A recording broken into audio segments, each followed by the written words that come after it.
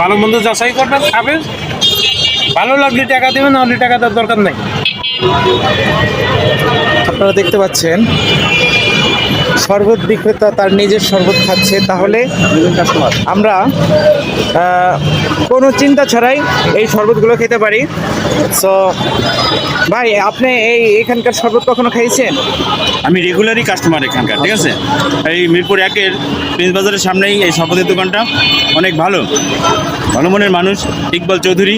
হ্যাঁ, ওনার শরবতগুলো অনেক ভালো। তাহলে আপনি তো রেগুলার খান, আজকে খাননি? আজকে একটু খান।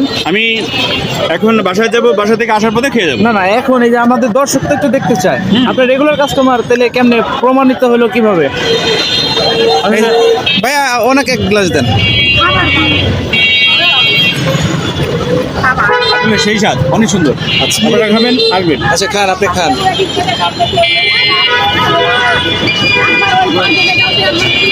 একবারে দিতে দাও ফ্রেন্ড।